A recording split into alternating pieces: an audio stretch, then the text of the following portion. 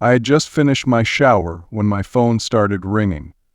I muttered a curse under my breath, wrapped a towel around me, and rushed into the bedroom to grab it off the dresser. Darlene had already left for her Christmas shopping, and we were supposed to meet later at the counselor's office. Before I could even say hello, a cheerful guy's voice came through, asking, "Hi Darlene, do we have a chance to meet today to get laid?" I was furious and shouted, "What the hell are you talking about?" There was a gasp, followed by a few seconds of silence. Then the call dropped. I stared at the phone in shock. What just happened? After a moment, I figured out that it was Darlene's phone, not mine. They were the same model, but mine had a cracked screen while the one I held didn't. She must have mistakenly taken mine when she left. But who would be calling her about that? I couldn't believe it was Darlene really cheating on me. Feeling stunned, I hung up and went back to the bathroom to dry off, my mind racing. This couldn't be happening. Darlene and I had been married for 6 years. We had no kids by choice, and the past few months had been tough. We still cared for each other, and she loved me, but her desire for intimacy had vanished. What used to be 2 or 3 times a week was now almost nothing. At times, Darlene and I only connected once or twice a month, and that was only when I pushed for it. When we did make love, she seemed uninterested and passive, unlike the passionate partner she had been at the start of our marriage. We talked about this issue many times. Darlene often said it was nothing special, claiming she was tired or busy with work, but her workload hadn't changed. No big projects, no crazy deadlines, no promotions. Whenever I tried to discuss it, Darlene would say she felt better, and sometimes we would be intimate that night, but it always returned to the same situation. By the end of September, I was fed up. One evening after dinner, I sat her down and said, "Darlene, I love you, but I can't continue like this. I don't want to spend my life without love. You used to enjoy being intimate, but now it feels like you don't. We need to change this, or I will have to consider divorce." She looked shocked, asking if divorce was too extreme. I explained how serious it was. We had only been together a few times in 3 months, and she had turned me down 18 times. I couldn't keep living this way. Darlene appeared uncomfortable, and after some back and forth, I insisted she see Dr. Evans for a full checkup to rule out any health issues. I also wanted us to see a marriage counselor. Darlene was hesitant, saying we hadn't done anything wrong, but I argued we were living like brother and sister. Something was off and we needed to either fix it or I would leave. We had a long fight and Darlene cried, but in the end, I convinced her. She saw Dr. Evans, who confirmed she was healthy, and we started seeing a counselor named Archer, recommended by our friends Brad and Allison. We went for about 2 months, and I thought things were improving, but I wasn't sure. We talked a lot about our relationship, each other's jobs, our families, and how our parents' marriages were. Some of it felt dull or uncomfortable, but Eileen believed we were making progress, even if our intimacy hadn't improved yet. We discussed our relationship and getting out of bed more than we talked about being intimate. Eileen often reminded me to be patient and to be honest with myself and my partner. Now, standing in the bedroom and looking at Darlene's phone, I wondered if I just found out why she no longer wants to be intimate with me. Is it really that simple? Did someone else step in to be the husband? As far as I could see, nothing about Darlene's routine had changed. She wasn't staying late at work, going on mysterious shopping trips, or coming home looking flustered. But that didn't mean she wasn't seeing someone else. She was just being careful about it.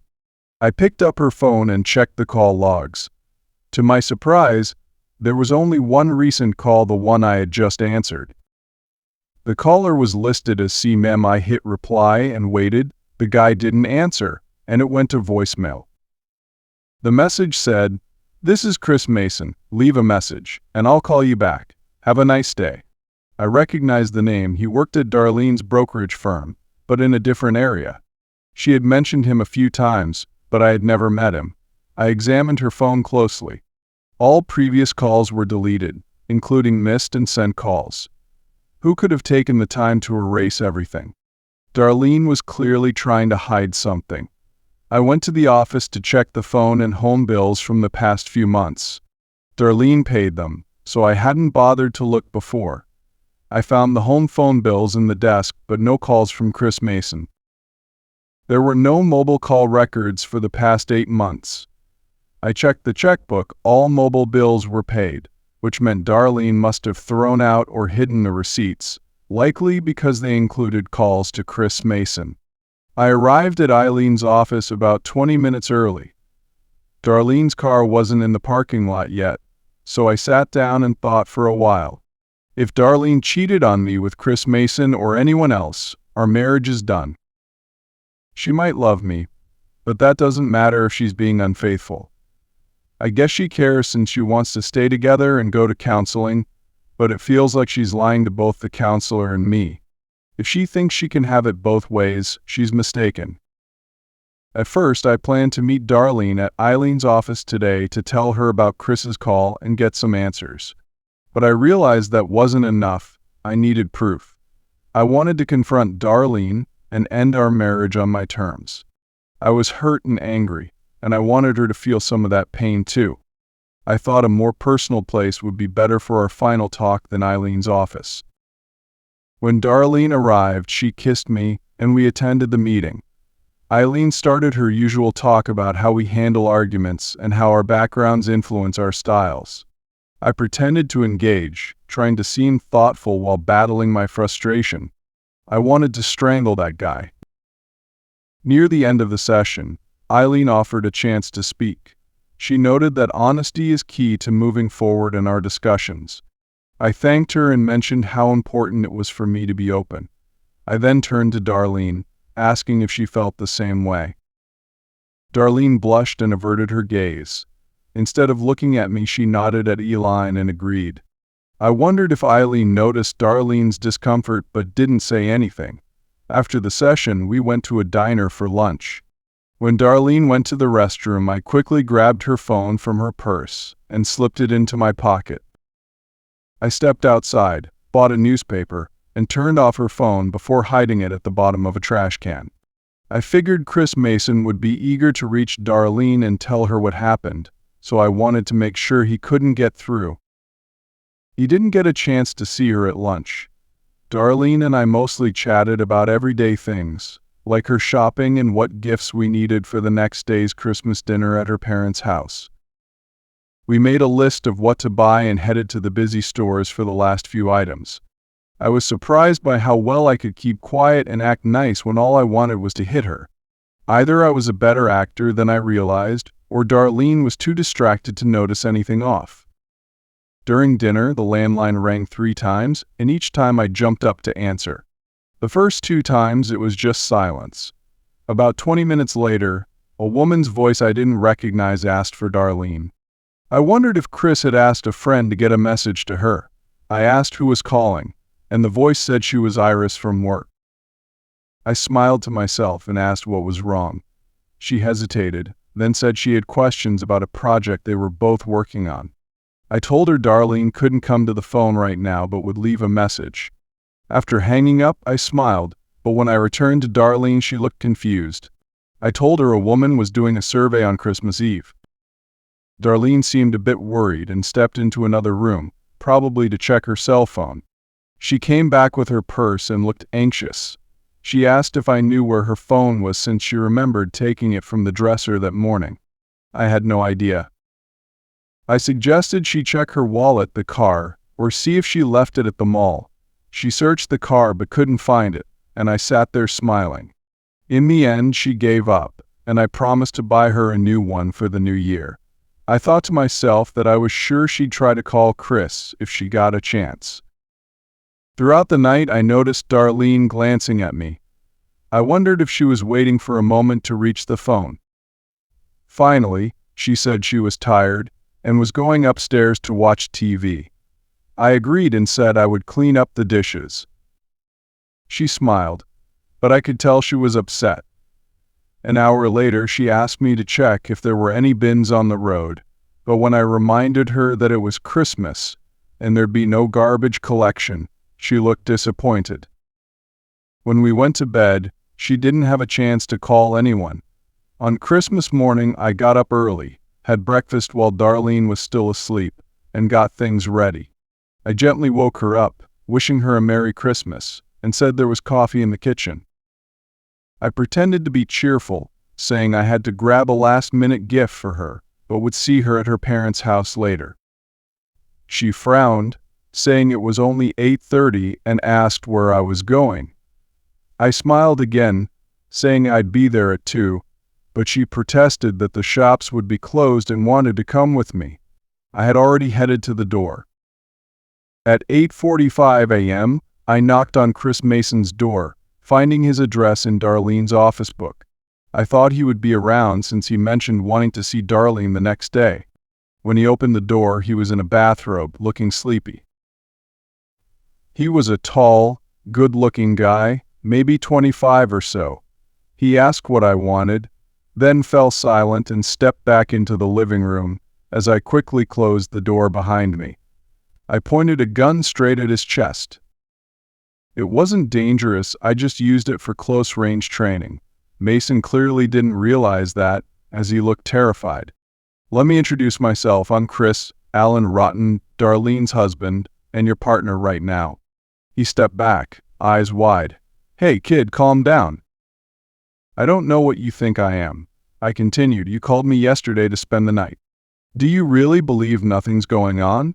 We'll sit here in your living room, have a nice chat. But if you don't give me the answers I need, I might shoot you in the balls a few times and leave you bleeding. If you're honest, we can meet some people I know, and then I'll let you go back to your life." "I got it." He looked at me nervously and nodded. "All I have to do is talk to you?" I nodded, confirming. "And then I leave you alone. It's not fun being shot at, is it?" We talked, and he shared everything I needed to know. Then I watched him grab some clothes and head to the bathroom to shower and dress. After that, he made us sandwiches, and I held him at gunpoint while we ate in silence. At 10:45, we went outside and got into my car. I gave Chris the address and told him to drive while I sat in the back with the gun. When we reached Darlene's parents' house, I instructed Chris to park a bit away, so my car wouldn't be seen. Darlene's car was already there, along with her sister Barbara's and her husband's. I wanted to make a grand entrance, so we waited until 12:30. Then I got Chris out of the car and walked him to the front door. "No more games, okay? Remember the plan? We go in, I say some introductory stuff, you tell your story, and then I leave. You'll keep your balls if you cooperate, and I'll have a gun in my pocket, but it'll come out fast if you try anything." He looked both awkward and scared. "Don't worry, man, I'll do what you said." When we rang the doorbell, Darlene's mom, Sarah, answered. Her friendly smile turned to confusion when she saw Chris. "Hi, Alan, who is it?" she asked. "Hi, Sarah. Merry Christmas," I replied, kissing her cheek as we walked into the foyer. "This is Chris. He's only here for a few minutes." Ignoring her confusion, I took Chris's hand and led him into the dining room where dinner was about to begin. They were clearly planning to start without me. "Merry Christmas, everyone," I said cheerfully, noticing their surprised faces. Darlene's father, Tom, her sister Barbara, her husband Mark, and their 2 boys, Teddy and Ben, were there. Darlene sat a little further away, looking pale. "Everyone, this is Chris Hune, a colleague of Darlene who wants to share a little story," I announced. As Chris began to speak, Darlene stood up. "No, Alan, it's not," I quickly interrupted her. "It's fine, Darlene. I think everyone should hear this." She rushed toward the door, but I grabbed her arm and pulled her close. "Come on, Chris," I urged. Darlene tried to escape my hold, saying, No, Chris, don't." I covered her mouth to quiet her as her parents looked on in shock. Chris hesitated, then said, "Darlene and I had an affair. It started in April and has continued since then." The room gasped, shifting their shocked stares between Chris, Darlene, and me. After a moment, Barbara picked up Teddy and Ben and moved them into the living room. She turned on the TV, then went back inside and shut the door. "Go on, Chris," I smiled. We met at work near some massage rooms in the gym that had closed doors. We did this about twice a week, meeting at different times so nobody would catch on. We worked on different floors, which helped keep anyone from noticing that we left together. There were showers to clean up afterward. Darlene struggled against me, trying to bite my hand, but I held her firmly. I asked Chris what they were doing together, wanting details. He avoided looking at me as he replied, "Mostly they made love." Darlene made him feel good, and he enjoyed the shocked look on her mother's face. Darlene stopped resisting, and I took my hand away from her mouth. She just stood there, tears streaming down her cheeks. I asked Chris what it was like to be with Darlene, knowing what he would say. He practiced a few times and claimed she was very attractive and loved to take charge, especially when things got heated. To my surprise, Darlene's family didn't move. I had expected someone to intervene. I asked if Darlene ever mentioned me. Sometimes she said she loved me but wouldn't stop seeing Chris. She claimed all she needed was him. I asked about their next meeting. He said she had to work the next day, but they planned to spend about 3 hours together, hoping for more time. Chris thought their affair would last a few more weeks. I wanted to keep going, but Darlene insisted it had to end. She said I wanted counseling because our sex life had dropped off, and she feared I would find out. Darlene joked that New Year's Eve would be the day I'd find out, but it might take her a few weeks to end things. Silence filled the room as Darlene's family absorbed the situation. Darlene was crying, covering her face. I walked over to Tom, shook his hand, and said goodbye, telling him I loved being his son-in-law, and they deserved a better daughter than Darlene. I went to Sarah, kissed her cheek, and said I couldn't stay for lunch because it would be awkward. Darlene fell to the floor, sobbing with her hands on her face. I leaned down and told her not to come home today. I would gather her things by the garage in the morning and change the locks. I warned her not to try to talk to me, as I didn't want to hear anything she had to say. She looked up, mascara running down her face, and started to speak, but I cut her off. Without another word, I turned towards the table, smiled, and walked out, waving to everyone. Chris wisely didn't ask for a ride home.